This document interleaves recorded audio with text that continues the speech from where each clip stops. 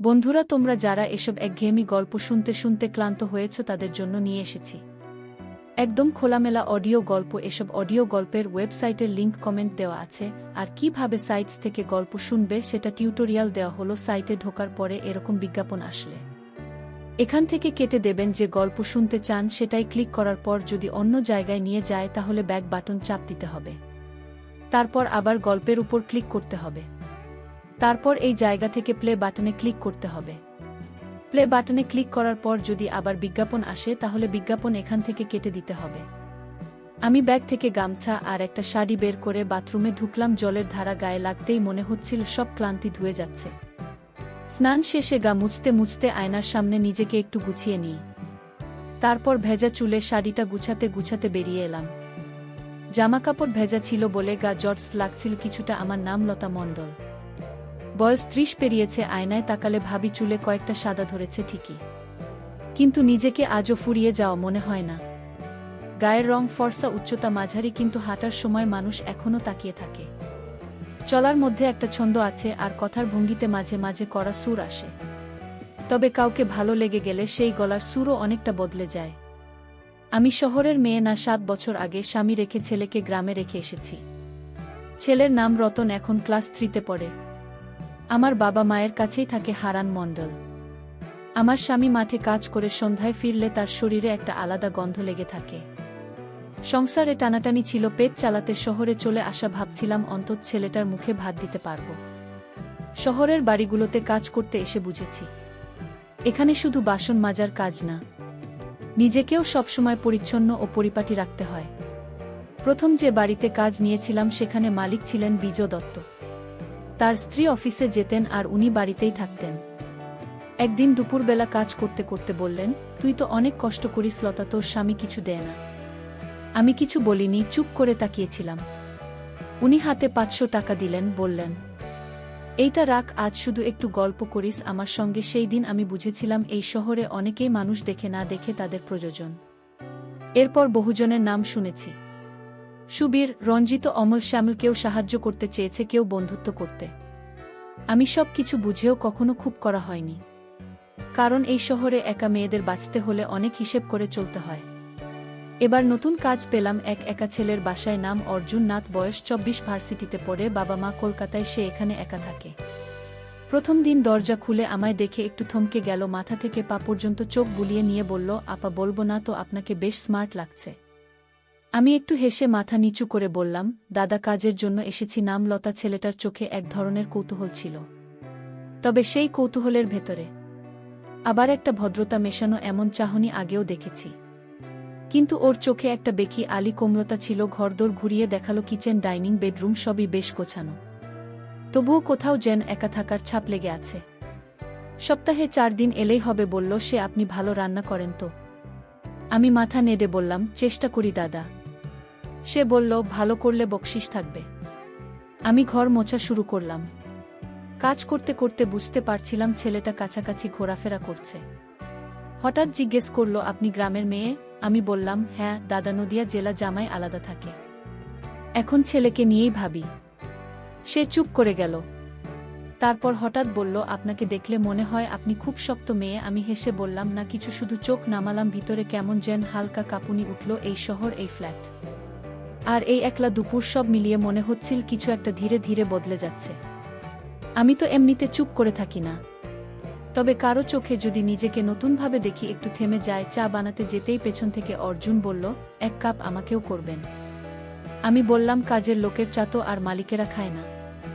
সে হেসে বলল, আপনি কাজের লোক না, আপনি অনেক আলাদা। চা বানাতে বানাতে মনে হচ্ছিল অনেক দিন পর কেউ যেন ভেতরের মানুষটাকে ডেকেছে। সেটা কি শুধু সৌজন্য নাকি আরও কিছু আমি জানি না, তবে এটুকু জানি প্রতিটা চোখ, প্রতিটা শব্দ কোথাও না কোথাও গড়ায়।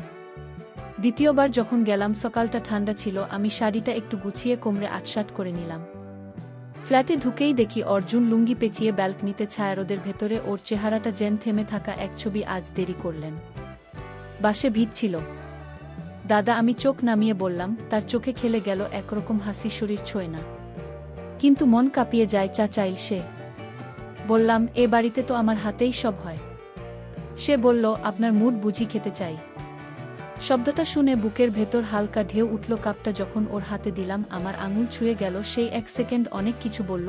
আপনার আঙুলগুলো খুব সুন্দর বলল সে। আমি হেসে বললাম, কাজের মেয়ের আঙুলেও কেউ সুন্দর খোঁজে। সে বলল, যারা দেখে না তারা জীবনের আসল স্বাদ বোঝে না। ঘর মোছা শুরু করলাম। সে এসে সামনে বসে বলল, আপনি এত সুন্দর হয়ে কাজ করেন কিভাবে? আমি থেমে বললাম, যার চোখ থাকে সে দেখে যেমন আপনি দেখেন তাই না। সে মুচকি হেসে বলল, আপনার চোখেও অনেক কথা জমে থাকে। ঘরদোর গুছিয়ে বেরুতে যাব। সে বলল, একটু বসবেন? আমি জানালার পাশে বসে আঁচল ঠিক করছিলাম। তখন সে হেসে বলল, এই আঁচল ঠিক করাই তো আসল জাদু। আমি কিছু বলিনি, শুধু একটা মৃদু কাঁপুনি বুকের ভেতর বয়ে গেল। সে বলল, আপনি জানেন আমি অনেক দিন একা থাকি। কেউ আমার জন্য চা বানায় না, কেউ এমন করে বসেও না। আমি বললাম, আপনার সব চাহিদা কি আমি একা মেটাবো? সে বলল, শরীর নয়, আমি শুধু আপনাকে দেখতে চাই প্রতিদিন। কিন্তু আমরা দুজনেই জানতাম এমন চাওয়া কখনো শুধু দেখাই থামে না। সকালটা গরম ছিল। আমি বললাম, দাদা একটু ফ্রেশ হয়নি? সে মাথা নেড়ে চুপচাপ রইল। আমি ব্যাগ থেকে গামছাট শাড়ি নিয়ে বাথরুমে গেলাম। জলের ছোঁয়ায় শরীরটা হালকা লাগছিল, যেন চিন্তাগুলো ধুয়ে যাচ্ছে। তবু মনে হচ্ছিল দেওয়ালের উপাশে কেউ নিঃশব্দে আমার সমস্ত অনুভব টের পাচ্ছে। স্নান শেষে গা মুছতে মুছতে আয়নায় তাকালাম। নিজেকে একটু গুছিয়ে বেরোলাম। আমি জানি এই অর্জুনের ফ্ল্যাটে কিছু একটা ধীরে ধীরে জমে উঠছে। বাথরুমের আয়নায় চোখ পড়তেই নিজেকে কেমন অচেনা লাগলো, যেন কোথাও একটা বদল শুরু হয়েছে। ভেজা চুলে আধো গোছানো শাড়িতে বেরিয়ে এলাম। গা কিছুটা জটসের ভেতরে অজানা সারা। অর্জুন চুপ করে তাকিয়েছিল। চোখে কোনো লালসা ছিল না, বরং এমন এক গভীরতা যেটা স্পর্শ না করেও ছুঁয়ে যায়। আমি মৃদু গলায় বললাম, দেখছেন যে সে আসতে মাথা নাড়ল না। আর হ্যাঁ, মাঝামাঝি আমি বললাম, আপনার চোখে কোমলতা আছে, কিন্তু তার ভেতর যে উত্তাপ। শুধু নিঃশ্বাস ফেল। আমি পাশ ফিরে দাঁড়িয়ে শাড়ি গোছাচ্ছিলাম, আর টের পাচ্ছিলাম তার দৃষ্টি আমার ঘাট বরাবর থেমে আছে। চুল থেকে পানি গড়িয়ে গাল ছুঁয়ে পড়ছিল। পেছনে তাকালাম, সে চুপচাপ বসে, চোখ নামিয়ে। আমি কিছু না বলে চা বসাতে গেলাম। জানতাম এই নিঃশব্দ মুহূর্ত তার মনে গেঁথে গেছে। ওর চোখে ছিল না প্রশ্ন, ছিল অনুভব। আর আমার প্রতিটি সারা সেই চুপচাপ আকর্ষণের কাছে নরম হচ্ছিল। ধীরে ধীরে কাজ সেরে যাচ্ছে। এমন সময় অর্জুন বলল, আপনি একটু বসেন না, একা লাগছে ঘরে। আমি কিছু না বলে গিয়ে বারান্দার পাশে চুপচাপ বসলাম। সে বই হাতে ছিল, কিন্তু চোখ আমার দিকেই। বললাম, এই দুপুরে বই? সে হাসল, মন চলে যায় অন্য কোথাও। আমি জানতাম কোথায়। লসে বলল, ঘরে গরম ফ্যানের নিচে আসুন। আমি গিয়ে খাটের পাশে ওর এক হাত ধরে বসলাম। চুল আধখেজা ঘাট ছুঁয়ে নামছিল। অর্জুন তাকাল, কিন্তু কিছু বলল না। আমি জিজ্ঞেস করলাম, কিছু খাবেন? সে মাথা নাড়িয়া বলল, না, আপনি পাশে থাকলেই হয়। সময়টাই অনেক কিছু বলে দেয়া। তারপর দুজনের মাঝে নিঃশব্দে একটা কিছুর জন্ম হলো, যেটা চোখে মুখে বলা হয় না, শুধু অনুভব করা যায়। আপনার পাশে একটা ঘ্রাণ পাই, যা কোথাও পাই না। অর্জুন বলল। আমি একটু চমকে তাকালাম, তারপর হেসে বললাম, এই গন্ধ তো দুধ, সাবান আর পানি মিশে তৈরি। জানি সে আবেগে বলেছে, তবুও মনে কোথাও একটা নড়ে উঠল। আমি একটু গা ঘেঁষে বসলাম, অনিচ্ছুকভাবে দেখিয়ে, অথচ মন চাইছিল তার আঙুল শুনে গেল আমার আঙুলে। মুহূর্তটা কাঁপিয়ে দিল। অথচ কেউ কিছু বলল না, যেন ঘরের নিঃশব্দতাও টের পেল কিছু একটা বদল যাচ্ছে। আমি বললাম, আমি যাব। সে ফিসফিসিয়ে বলল, আর একটু থাকুন, আপনার পাশে বসলে মন শান্ত হয়। আমি রইলাম। কিছু অনুভব বলা যায় না, শুধু টের পাওয়া যায়। সেদিন শুক্রবার। অর্জুন বলেছিল, আজ কলেজে যাচ্ছি না, দেরি করে এসো, একা লাগবে। তার এমন করে বলা ভেতরটা ছুঁয়ে গেল। সত্যিই তো, আমি কি চাই না কেউ আমার জন্য অপেক্ষা করুক? বাসে করে এসে দেখি মাথা ঘেমে গেছে, চুল ভিজে, কপাল ছুঁয়ে নামছে।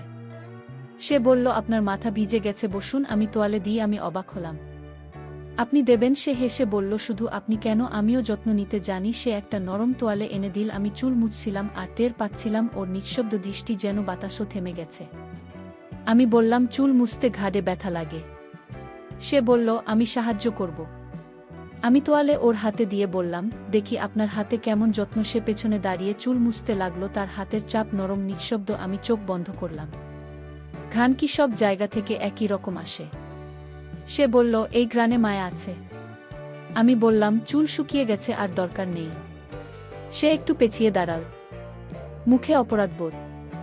আমি বললাম, কাছা পিছার হিসাব মনের জায়গা চলে না অর্জুন। এরপর আমি মেঝে মোছা শুরু করলাম।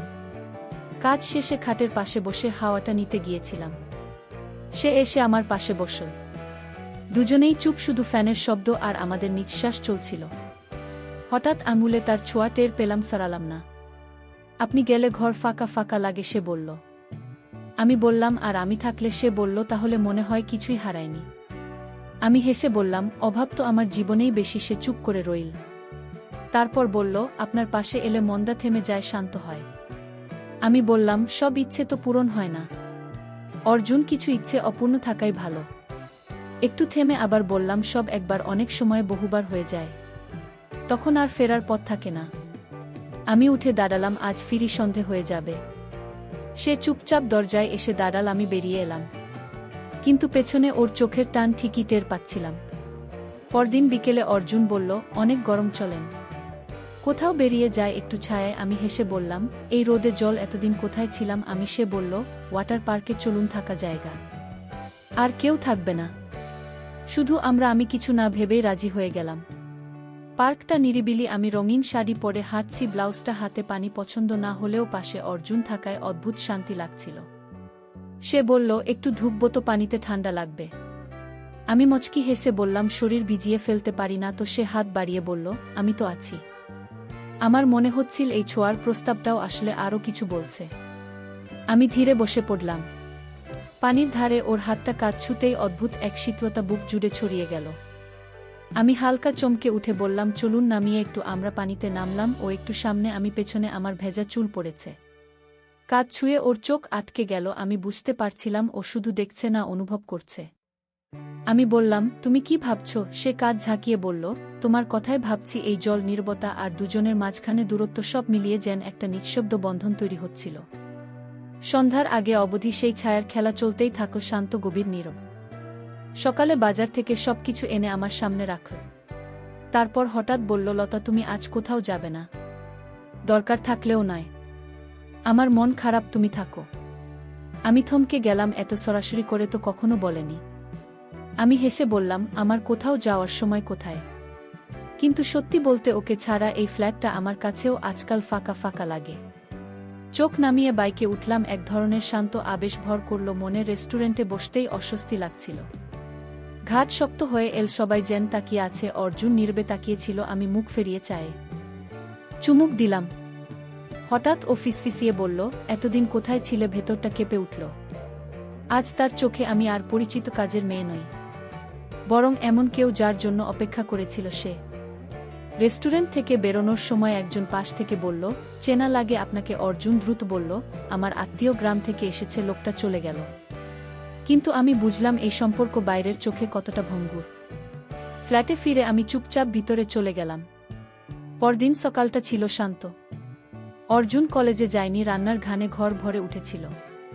হঠাৎ কলিং বেল। অর্জুন জানালায় উকি দিয়ে বলল, মা এসেছে। আমি থমকে গেলাম। ও ইশারায় ভেতরে যেতে বলল। রান্নাঘরের পেছনে গিয়ে গুটিসুটি মেরে বসে থাকলাম। বাইরে মা জিজ্ঞেস করছে, ঘরে নারীর গন্ধ কেন? অর্জুন কিছুতেই ঠিক করে উত্তর দিতে পারছে না। আমি ভিতরে ঘেমে কাঁপতে কাঁপতে বসে। অবশেষে মা চলে গেলেন। দরজা বন্ধ করে অর্জুন চুপচাপ দাঁড়িয়ে রইল। তারপর বলল, তুমি কেন ছিলে? মা সন্দেহ করেছে। আমি জানি এসব তোমার আগেও হয়েছে। আমি চুপ করে রইলাম। সে এগিয়ে এসে বলল, তোমাকে হারাতে চাই না, ভয় পেয়েছি। শুধু এমন করে আগে কাউকে ভালোবাসিনি। আমি শান্ত গলায় বললাম, তুমি সন্দেহ করেছ, আর আমার অতীত টেনেছে যেখানে দায়ী আমি ছিলাম না।